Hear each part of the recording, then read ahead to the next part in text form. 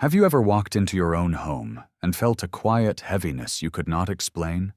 The piles of clothes, the crowded shelves, the buzzing phone, the calendar packed with appointments. You tell yourself it is normal, that everyone lives this way. But inside, you sense something is wrong. Life feels too full, yet somehow empty at the same time. Minimalism begins with recognition. Before you can let go, you must first see clearly. In this video, we will explore 10 ways to recognize the weight of excess and the illusions of need that shape your days. These signs are subtle, but once you notice them, you cannot unsee them. And as you recognize them, you will begin to understand that letting go is not about loss. It is about finding space again and remembering what it feels like to truly live. Lesson 1. Observe your actions. Observe your actions. Minimalism begins not with what you say you want, but with what you actually do every single day. Words are light. Actions are heavy. Look closely at how you move through your room, your schedule, your life. You may speak about wanting peace, clarity, and freedom, but your behavior may reveal the opposite. Think about the closet that overflows while you reach for the same 2 shirts each week. Think about the phone filled with dozens of apps, yet only 3 are used with intention. These contradictions are not accidents. They are signals. They tell you that you have been collecting without questioning, adding without pausing, chasing without breathing. Minimalism asks you to observe without excuses, to stop defending clutter as maybe useful one day, to stop calling endless scrolling just a break. The truth is that every repeated action is a vote for the kind of life you are building. If your actions are full of distraction, you are building a distracted life. If your actions are full of unnecessary consumption, you are building a life weighed down by objects instead of meaning. So pause today. Watch yourself like a stranger would. Notice what you actually use, touch, and repeat. Notice what simply sits there, waiting, draining, silently claiming your space. The more carefully you observe, the clearer the truth becomes. Minimalism is not a philosophy trapped in books. It is revealed in motion, in habit, in the smallest gesture. Marcus Aurelius once wrote that character is defined not by what we say, but by what we do. The same is true for the life you are designing. Observe your actions. They are the mirror reflecting whether you are living a life of choice or a life of accumulation. Stay with me. In the next lesson, we will explore another sign of hidden excess, the way you respond to success and comparison in a world built on competition. Lesson 2. Evaluate your response to success. Evaluate your response to success. Minimalism is not just about your closet or your desk. It is also about the way your heart reacts when you or others achieve something. Success has a strange way of exposing hidden desires. When you see a friend buy a bigger house or a colleague upgrade to the latest phone, what happens inside you? Do you quietly celebrate them? Or do you suddenly feel smaller, behind, unsatisfied with what you already own? This is the trap of excess. Our culture has trained us to believe that success must always be displayed through things. The new car, the branded clothes, the vacation posted for everyone to see. And when we watch others, comparison rises like smoke. That feeling whispers, you need to catch up. You need more. Without realizing it, your happiness gets measured not by your values, but by someone else's shopping list. Minimalism invites a different response. Imagine standing at a window, watching someone else's life. Instead of letting envy stir restlessness, You remind yourself that their story is not your story. Their success does not take anything away from you. Their objects do not define your worth.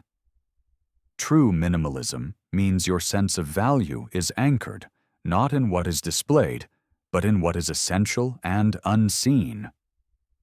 Think about the last time you bought something because you wanted to prove you were not falling behind. How long did the satisfaction last? An hour? A day? And then came the silence, the same old hunger, demanding another purchase.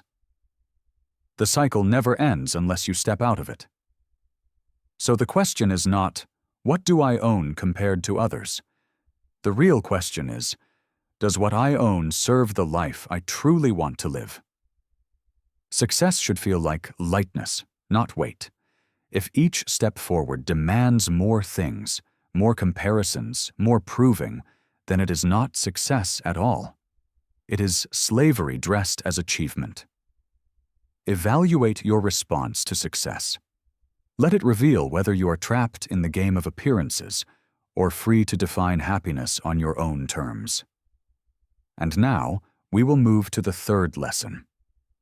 You will see how even the smallest gestures, the way you treat what seems unimportant, can reveal whether you are living in excess or living with intention.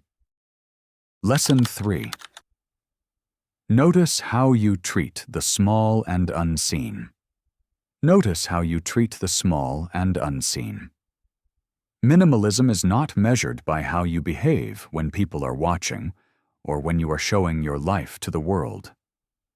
It is revealed in the quiet moments, in the way you handle the little things, the paper that you crumple and toss without thought, the spoon that lies forgotten in a drawer, the shoes that you bought but never wear.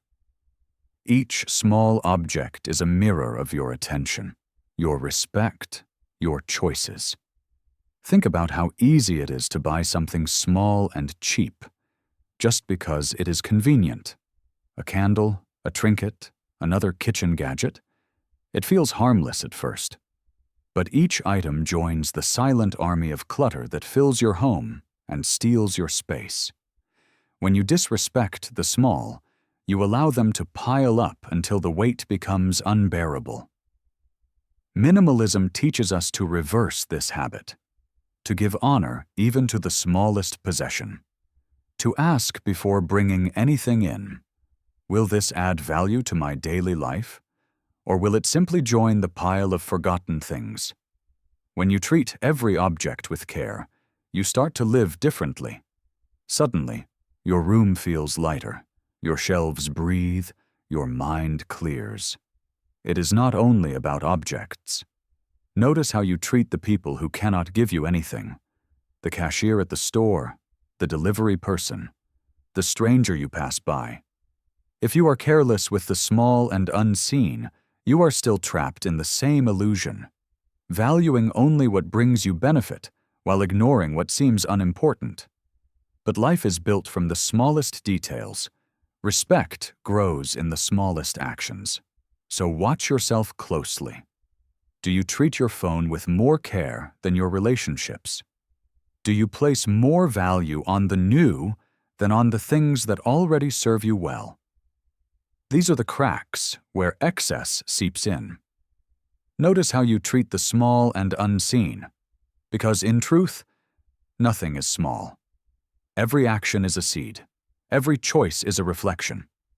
And when you change the way you care for the little things, you transform the way you live the big things. Stay close. In the next lesson, we will uncover one of the most dangerous illusions of modern life, the difference between honest need and the flattering whispers of advertising. Lesson 4. Distinguish between need and flattery. Distinguish between need and flattery. Every day we are surrounded by voices that whisper the same message. You deserve this. You need this. You cannot be complete without this. These voices do not come from friends. They come from screens, billboards, endless streams of advertising dressed up as care. And just like flattery, Their goal is not your happiness. Their goal is your obedience. Think about the last time you saw an advertisement that seemed made for you.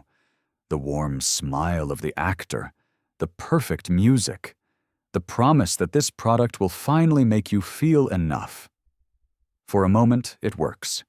Your guard drops. You imagine a better life, not because you needed the object, but because the message tapped into your insecurities. That is how flattery operates. It praises not to uplift you, but to manipulate you. Minimalism demands a sharper eye. It asks you to pause when you feel that rush of desire, to ask, is this truly a need, or am I being seduced by clever words? Do I lack this, or am I simply being told I should? The difference is subtle but life-changing. Needs are quiet. They do not shout. You know you need food, shelter, rest, love. They sustain you without demanding applause. Flattery, on the other hand, is loud. It insists, it repeats, it pressures. It never lets you feel satisfied because satisfaction would end the transaction. The danger is not just wasted money. The danger is that you start to define yourself through the eyes of these false voices. You begin to believe that without the next upgrade, you are behind. Without the next style, you are invisible. Without the next possession, you are incomplete. And slowly, you become a reflection of marketing instead of a reflection of your own soul. Distinguish between need and flattery, because once you see the trick, the spell begins to break. You no longer mistake manipulation for love. You no longer confuse noise for truth. You start to reclaim the power to decide what truly serves your life. And when you do, you will realize that most of what you once believed was necessary was only flattery in disguise. In the next lesson, we will turn to a deeper test. It is not about what you buy, but about whether your actions remain consistent when no one is watching. Lesson 5. Monitor consistency. Monitor consistency. Minimalism is not just a declaration. It is a practice. It is easy to say you want a simpler life. It is easy to promise yourself that tomorrow you will stop buying, stop scrolling, stop rushing. But the truth is revealed in whether your actions remain steady over time or whether they collapse the moment desire knocks at your door. Think of someone who speaks endlessly about wanting peace, yet fills their days with constant noise. Think of the person who says they want freedom, yet accepts every invitation, every obligation, until their calendar becomes a prison. Perhaps that person is you. Consistency is the test that reveals whether minimalism is only a beautiful word in your mouth or a real transformation in your life. The world makes inconsistency easy. One week you read a book about simplicity and feel inspired. The next week a sale flashes on your screen and the same old hunger returns. One moment you clean your desk and breathe lighter. The next moment you buy another object, convincing yourself it will finally bring order. This cycle is not weakness. It is training. You have been trained to believe that more is the answer. Minimalism retrains you in another direction. To say no, not just once, but again and again.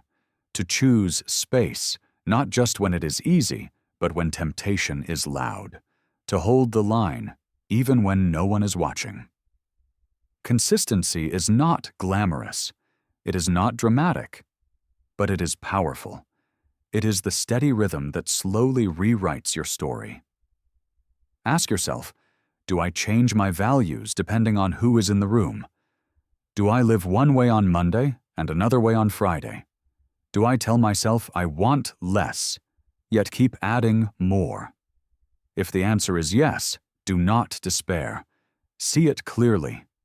Consistency grows through practice, through one honest choice repeated. through one quiet refusal to be swept away. Monitor consistency. Because in the end, a simple life is not built in a single moment of inspiration. It is built in the ordinary days, the repeated choices, the silent victories that no one applauds. That is where minimalism becomes real. In the next lesson, we will test an even harder truth. How do you respond when something is taken from you, when life itself strips away what you thought you could not live without? Lesson 6. Observe your attitude. When something is taken away. Observe your attitude when something is taken away. Minimalism is not only about what you choose to release, it is also about how you respond when life releases it for you. Imagine losing your phone for a day, or your internet connection going down, or forgetting your wallet at home. Do you feel calm, or do you feel panic rising in your chest? That reaction reveals more than you think. We have been conditioned to believe that our comfort depends on constant access. Access to entertainment, access to shopping, access to information, access to things. And when that access disappears, even for a short while, we discover how deeply we have chained ourselves to the objects around us. Minimalism offers a different response. Instead of panic, curiosity. Instead of despair, perspective. What if the moment something is taken away is not a punishment, but a reminder?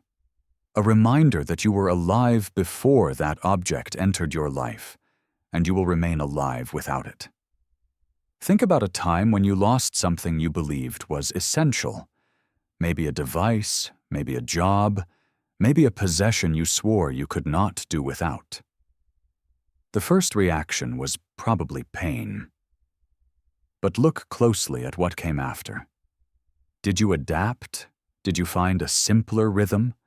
Did you realize that the fear of losing it was worse than the loss itself? This is where minimalism becomes a teacher. It shows you that fragility is an illusion. You are not as dependent as you think. The world will not end if the screen goes dark, if the closet is smaller, if the noise disappears. What often ends is only the illusion of control. And in that ending, you find a strange freedom. Observe your attitude when something is taken away. If the loss of an object feels like the loss of yourself, then you have given it too much power. But if you can stand calmly in the emptiness, you have discovered something rare. You have discovered that you are more than what you own, more than what you consume, more than what can ever be taken from you. Stay close. In the next lesson, we will confront the subtle poison of comparison and why it keeps pulling you out of your own life and into someone else's. Lesson 7. Attentively notice comparisons. Attentively notice comparisons. Minimalism is not only about the things you own, it is also about the thoughts you allow to live inside your mind. And one of the most dangerous habits of the modern world is the constant act of comparing. You scroll through a screen, and suddenly, your life feels smaller. You see someone else's house, their vacation, their perfectly arranged kitchen, and without realizing it, you begin to measure yourself against them. These comparisons feel harmless at first, just a passing thought, just a small sting. But like drops of water, they slowly carve deep channels of dissatisfaction. You start to believe that your joy depends on catching up, that your value is less if someone else seems to have more. Comparison is the quiet thief of peace, stealing from you while you are busy watching others. Minimalism calls you back to your own center. It whispers, "Your life is not a race. Your home is not a showroom. Your worth is not measured by someone else's highlight reel." When you compare, you abandon yourself. When you stop comparing, you return home. Think about it. Has comparison ever given you lasting peace? Or has it only created restlessness? Every time you say, "They have more, they look better, they are ahead," you plant a seed of lack inside your own heart. That seed grows into clutter of the soul. But when you attentively notice comparison, you begin to disarm it. You see it rise, you catch it in the act, and you name it for what it is: a distraction. Instead of asking, "Why don't I have what they have?" you ask, "Do I even want the life that comes with it?" The answer is often no. You do not want their debts, their hidden struggles, their unseen battles. You only want the illusion. Minimalism frees you from this illusion. It teaches you to build a life rooted not in endless comparisons, but in enough. Enough is not less. Enough is a fullness that cannot be stolen by someone else's abundance. Attentively notice comparisons, because the moment you stop living through the lens of others, you begin to see the quiet beauty of your own life. In the next lesson, we will look at another powerful test: how you react to failure, and why your attitude in those moments reveals more than success ever could. Lesson 8. Pay attention to your reactions to failure. Pay attention to your reactions to failure. Minimalism is not proven in moments of comfort. It is revealed in the moments when life does not go the way you planned. Think about the last time you bought something you believed would change everything. Maybe it was a gadget, a piece of clothing, a tool that promised to make life easier. But soon you realized it was not what you hoped. Did you admit the mistake? Or did you hide it at the back of a drawer and pretend it never happened? This is how failure often appears in our lives. Not through dramatic collapse, but through small disappointments we refuse to face. Instead of learning, we cover. Instead of releasing, we hold on. And in doing so, we build layers of clutter, physical and emotional, that weigh us down. Minimalism teaches us to see failure differently, not as shame, but as teacher. The object you regret buying is not proof of weakness. It is a reminder to be more awake next time. The calendar you overloaded with commitments is not proof that you are incapable. It is a signal that you must guard your time with greater care. Every failure becomes a doorway, if you are willing to step through it instead of turning away. Look at how others handle failure. Some blame endlessly. They point fingers at the store, the system, the world. Others sink into denial, convincing themselves the object will be useful someday. But the minimalist accepts. This did not serve me. I release it. I learn. I move on. Ask yourself, when you stumble, do you choose honesty or excuses? Do you use failure to grow lighter, or do you use it as a reason to cling tighter? The truth is that every failure offers you two paths. One leads to more clutter, more justification, more weight. The other leads to simplicity, humility, and strength. Pay attention to your reactions to failure, because failure is not the enemy. The real enemy is refusing to see clearly. The moment you face failure without fear, you discover it has been pointing the way to freedom all along.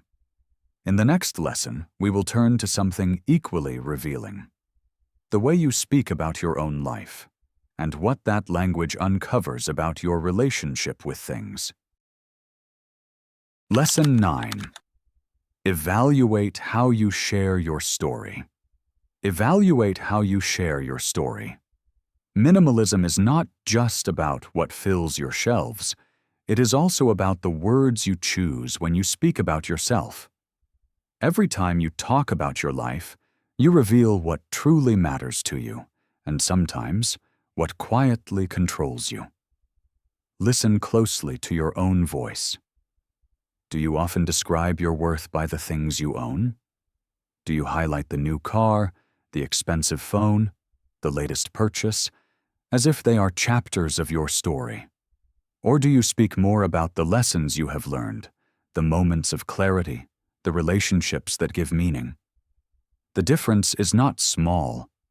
It is the line between a life defined by consumption and a life defined by connection. Think of the people who constantly exaggerate their possessions. They tell you about how much they spent, how rare the item is, how everyone envies them. But notice what happens when you listen longer. Behind the noise, there is often emptiness. They need the story of objects to make their lives feel significant. Without it, silence becomes unbearable. Minimalism invites you to tell a different story. A story where the center is not what you bought, but what you released. Not how much you added, but how much you freed.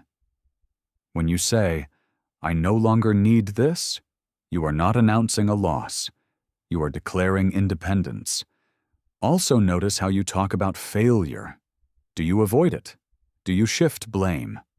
Or can you say, "I made a mistake, but I learned, and I am lighter now"? That honesty is the language of minimalism. It transforms embarrassment into wisdom, and regret into freedom. Evaluate how you share your story. Because your words are not harmless, they shape the way you see yourself. If you keep telling the story of possessions, you will always need more props to feel alive. But if you begin to tell the story of clarity, resilience, and enough, then even silence becomes full. And now, we arrive at the final lesson. It is the one that lives beneath all the others. The quiet voice inside you, warning, guiding, reminding you of what is real. Lesson 10. Listen to your inner voice. Minimalism is not ultimately about rules, numbers, or even checklists of what to keep and what to throw away. It is about the ability to hear yourself again. Beneath the noise of advertising, beneath the comparisons and the endless pressure to upgrade, there is a voice that has been whispering all along. The question is whether you still know how to hear it. Think about the times you felt uncomfortable in your own space. You could not explain why, but something about the piles, the colors, the crowded shelves made your chest heavy. That was your inner voice speaking. Or recall the moment you bought something new and felt a brief high, followed by a quiet regret. That regret was not weakness. It was your intuition reminding you that this was not what you truly needed. The inner voice is subtle. It never shouts like an advertisement. It does not flatter like a marketing slogan. It simply stirs. It sends a ripple through your body, a pause in your thoughts, a sense that something is off. Minimalism asks you to honor that feeling, instead of drowning it out with more distractions. When you walk into a room, listen. When you scroll through your phone, listen. When you feel the sudden urge to buy, listen. Ask yourself, does this align with the life I want to live? Or am I chasing silence with more noise? If you stop long enough, the answer becomes clear. Listen to your inner voice. Because in the end, no philosophy, no teacher, no book can tell you exactly what to keep or what to release. Only you can know. And you already do. The wisdom is inside you, waiting for space to be heard. Stay with me now, because in closing we will tie these lessons together and remind ourselves why choosing less is not a loss, but a return to life itself. Minimalism is not about shrinking your life. It is about reclaiming it. You have now seen 10 ways to recognize the illusions of excess and the weight of false needs. From observing your daily actions to listening to your inner voice, every lesson leads back to the same truth. You already have enough. You already are enough. the world will continue to shout that more is better. But you have discovered a quieter wisdom. When you live with intention, every room breathes, every day feels lighter, and every choice becomes your own again. So here is the challenge. Choose one lesson today. Apply it, even in the smallest way. Release one object, silence one comparison, honor one instinct, then return and share your experience. Say, I did it. Because the journey to minimalism does not begin with less. It begins with you.